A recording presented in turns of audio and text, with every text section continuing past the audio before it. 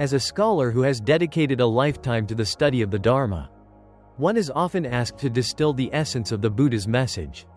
It is a task both simple and monumentally complex. The simplicity lies in the ultimate aim of his entire 45-year ministry, the complete and utter cessation of suffering. The complexity lies in the vast, profound, and intricately interconnected body of teachings he delivered to articulate and make accessible the path to that cessation. The story of the Buddha's teachings does not begin with a commandment from a god or a revelation of a holy book. It begins in the profound silence that followed his full and perfect enlightenment under the Bodhi tree. It begins with a hesitation. Having realized a truth so subtle, so deep, and so contrary to the ordinary stream of worldly craving, the newly awakened one wondered if it were even possible to communicate it. The world, he mused, was blinded by the dust of greed, hatred, and delusion. To teach would be a wearying and thankless task. It was only, as the texts relate, through the intervention of the deity Brahma Sahampati, who implored him to teach for the sake of those with little dust in their eyes, that the Buddha, out of his now boundless and perfected compassion, agreed to open the doors to the deathless. What followed was not the founding of a religion in the conventional sense, but the commencement of a radical and unprecedented educational project. For the next 45 years, the Buddha walked the plains of northern India, engaging not in proselytization, but in a tireless and compassionate dialogue with all of humanity. His teachings, which form the vast corpus of the Pali Canon, were not a static set of dogmas to be believed, but a dynamic, pragmatic, and psychologically astute system of training. They were a map, a guide, and a set of tools designed for a single purpose: to allow sentient beings to replicate his own journey of awakening and find liberation for themselves. In this exploration, we will delve into the core principles of this transformative teaching, a system that begins with a stark diagnosis of our shared condition and culminates in a detailed prescription for its ultimate cure. Buddha's Teachings After Enlightenment, Part 1. The First Noble Truth, the Diagnosis of the Human Condition, Dukkha. The entire architecture of the Buddha's teaching is built upon the foundational framework he laid out in his very first sermon at the Deer Park in Sarnath, the Four Noble Truths. This is not a metaphysical creed but a pragmatic, medical-like formula, identifying the disease, its cause, the possibility of a cure, and the course of treatment. The first step, and perhaps the most misunderstood, is the unflinching diagnosis of the disease itself, the noble truth of dukkha. Now this, monks, is the noble truth of dukkha. Birth is dukkha. Aging is dukkha. Illness is dukkha. Death is dukkha. Sorrow, lamentation, pain, grief, and despair are dukkha. Union with what is displeasing is dukkha. Separation from what is pleasing is dukkha. Not to get what one wants is dukkha. In brief, the five aggregates subject to clinging are dukkha. The Pali word dukkha is often translated as suffering, but this single word is insufficient. To the Buddha, dukkha was not merely the presence of overt pain, but a pervasive quality of all conditioned existence. A more nuanced understanding includes three distinct levels. Dukkha, the suffering of pain. This is the ordinary, undeniable suffering of physical and mental pain, the pain of a wound, the grief of loss, the anxiety of fear, the agony of disease and death. Viparinama dukkha, the suffering of change. This is a more subtle level. It points to the suffering inherent in the fact that even our pleasant experiences are impermanent. A happy moment passes, a joyful feeling fades, a cherished possession breaks. The very fact that all pleasant states are conditional and fleeting makes them an unreliable source of lasting happiness. And their inevitable passing is itself a form of suffering. Sankhara dukkha, the suffering of conditioned existence. This is the most profound and pervasive level. It refers to the background hum of unsatisfactoriness that is inherent in being a conditioned being. It is the stress and vulnerability of having a mind and body that are a composite of ever-changing, interdependent processes over which we have no ultimate control. It is the fundamental friction of existence itself. This diagnosis is not a pessimistic declaration that life is miserable, but a realistic and universal observation.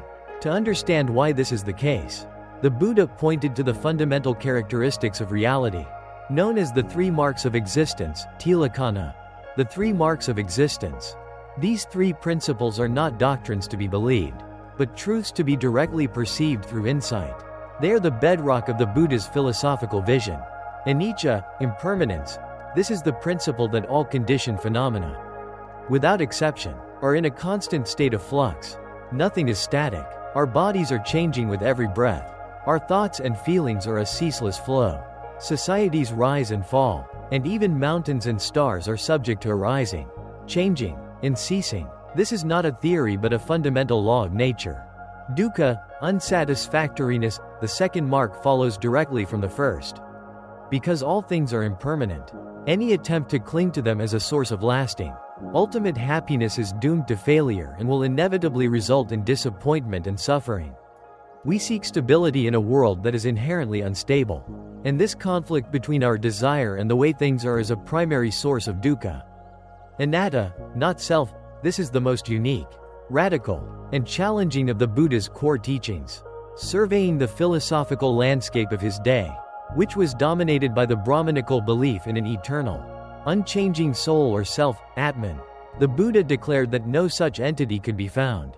He taught that what we conventionally call a self, or I, is, in fact, an impersonal, interdependent process. He analyzed the individual into 5 aggregates: panchakanda, form, the physical body; feeling, pleasant, unpleasant, neutral; perception, mental formations, thoughts, intentions, volitions, and consciousness. He systematically demonstrated that none of these aggregates, individually or in combination, could be identified as a permanent, independent self. They are all impermanent, conditioned, and arising in dependence on other factors.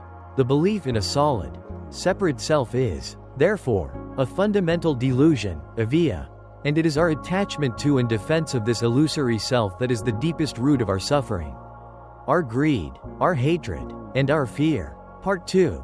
The second noble truth, the etiology of suffering, samudaya.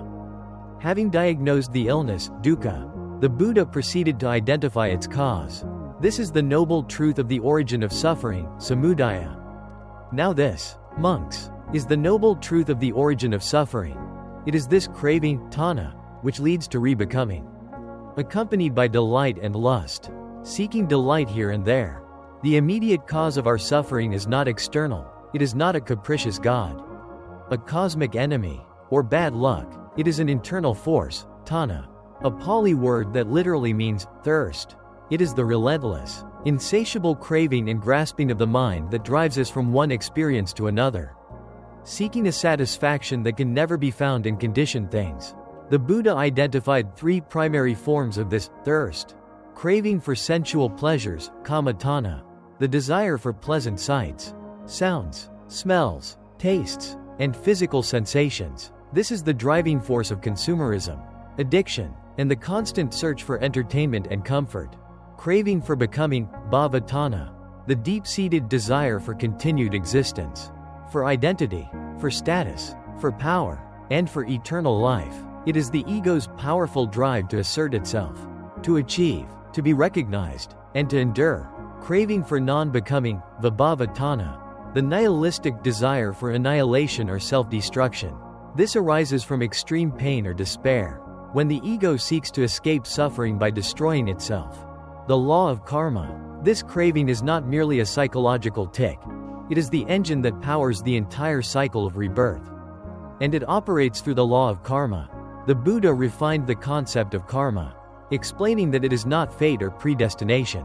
The crucial factor is sadhana, or volition. Every intentional action, whether by body, speech, or mind, is a karma. Wholesome actions, kusala, rooted in generosity, kindness, and wisdom, produce pleasant and favorable results. Unwholesome actions, akusala, rooted in the 3 poisons of greed, hatred, and delusion, produce painful results. Karma is the intricate law of ethical cause and effect that ensures we are the architects of our own experience. It is our own craving-driven actions that keep us bound to the wheel of life, the endless cycle of samsara.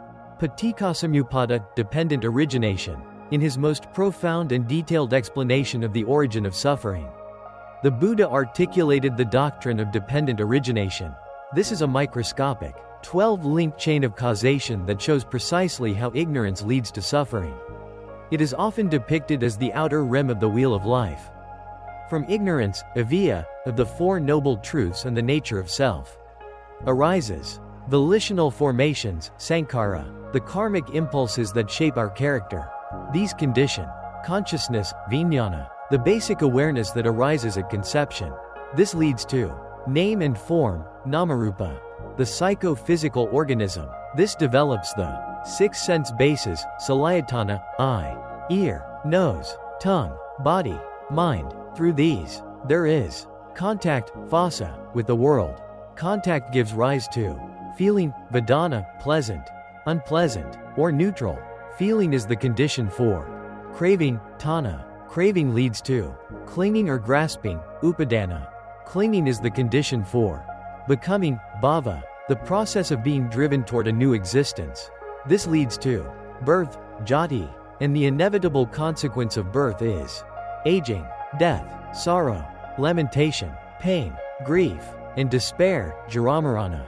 This chain is not a linear, temporal sequence, but a cyclical, ever-present process. It shows how, in every moment, ignorance is leading to craving, which leads to clinging and the perpetuation of suffering. Crucially, it also reveals the key to liberation. If one can break the chain at its weakest link, by replacing ignorance with wisdom, the entire process of suffering unravels. Part 3. The prognosis and the prescription, Nirodha and Magga. The Buddha's teaching is not a message of doom. Having diagnosed the disease and its cause, he then delivered the profound good news: there is a cure. And there is a clear, practical path to achieving it. The third noble truth, the cessation of suffering, Nirodha. Now this, monks, is the noble truth of the cessation of suffering. It is the remainderless fading away and cessation of that same craving. The giving up and relinquishing of it, freedom from it, non-reliance on it. This state of complete cessation is nirvana, in Pali. Nibbana, the word literally means to extinguish or to blow out. What is extinguished are the 3 fires of greed, hatred, and delusion. It is crucial to understand what nirvana is not. It is not a heavenly paradise one goes to after death. It is not an annihilation of the self, as there is no self to be annihilated. It is not a state of blissful apathy or nothingness. Rather, it is the unconditioned. It is a state of being that is not dependent on any causes or conditions. It is described metaphorically as the other shore, the island in the flood, the deathless, and as a state of supreme, unshakable peace, ultimate freedom, and profound wisdom. It is a reality that can be directly experienced in this very life when the causes of suffering have been completely uprooted from the mind. The fourth noble truth, the path to cessation, Magga. This final truth is the Buddha's prescription, the practical, how-to guide for reaching nirvana. This is the noble eightfold path, Arya Atthangika Magga, which the Buddha called the middle way. The 8 factors of the path are not sequential steps, but interconnected aspects of a single, holistic training, meant to be cultivated simultaneously. They are grouped into 3 essential trainings. 1. Ethical conduct, Sila. This is the foundation of the path, creating the moral stability necessary for mental cultivation. Right speech, Samavaka, abstaining from lying, divisive speech, harsh speech, and idle chatter. Right action, Samakamanta, abstaining from killing, stealing, and sexual misconduct. Right livelihood, Sama-ajiva, engaging in a profession that does not cause harm to oneself or others. 2. Mental discipline, Samadhi. This is the heart of the meditative training, aimed at taming and concentrating the mind.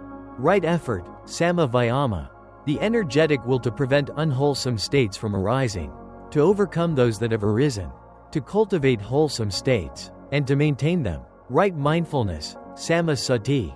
This is the core of Buddhist meditation. It is the practice of maintaining a bare, non-judgmental, moment-to-moment awareness of one's own experience, the body, feelings, mind states, and the content of the mind. Right concentration, Sama-samadhi. The cultivation of deep states of meditative absorption, jhana, through practices like focusing on the breath.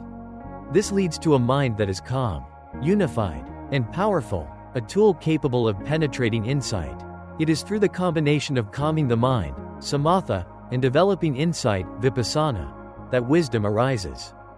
3. Wisdom, panya. This is the cognitive aspect of the path.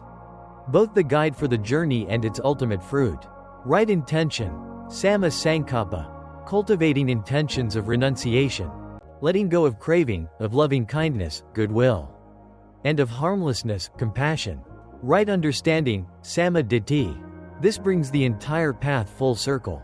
Right understanding is, at its deepest level, the correct understanding of the Four Noble Truths themselves. It is the wisdom that sees reality as it is, impermanent, unsatisfactory, and not self. Part 4. The compassionate application. The Buddha did not teach this profound system in a vacuum. He spent his life skillfully adapting his message for a vast range of individuals, from kings and courtesans to farmers and ascetics. A crucial part of his teaching was the establishment of the Sangha, the community of monks and nuns, who were dedicated to the full-time practice and preservation of the Dharma. The Sangha became the vessel for carrying his teachings through the centuries. He also provided a clear path for his lay followers. He did not expect everyone to renounce the world. For householders, he emphasized the foundational practices of generosity, dana, and ethical conduct, primarily through the observance of the 5 precepts, to refrain from killing, stealing, sexual misconduct, lying, and intoxicants. He taught that a life of moral integrity and generosity would lead to happiness in this life and a favorable rebirth, and would create the conditions for deeper spiritual progress in the future. He fostered a symbiotic relationship where the lay community supported the monastics with material requisites, and the monastics provided the laity with spiritual guidance and the living example of the Dharma. His teaching was thus a complete system, offering a path for every level of commitment. Conclusion. The teachings that flowed from the Buddha's enlightenment constitute one of the most coherent and profound systems of human transformation ever articulated. Rooted in a direct and unflinching analysis of the human condition, they offer a path that is at once deeply philosophical and eminently practical. It is a path that requires neither blind faith nor subservience to a deity, but rather self-reliance, ethical discipline, and the courage to look deeply into the nature of one's own mind. From the foundational diagnosis of dukkha, through the intricate analysis of its causes in craving and ignorance, to the hopeful prognosis of nirvana and the detailed prescription of the Noble Eightfold Path, the Buddha's teaching is a seamless whole. It is a journey that begins with the cultivation of simple moral integrity and culminates in the highest wisdom that liberates the mind from all fetters. The 45-year ministry of the Buddha was a supreme act of compassionate genius. He did not offer his followers a comforting dogma to cling to, but a challenging raft to be built, a raft of virtue, concentration, and wisdom, designed for the sole purpose of crossing the vast ocean of suffering to the other shore of perfect freedom. The teachings that remain are his enduring legacy, a timeless, practical, and universally accessible map to the end of suffering.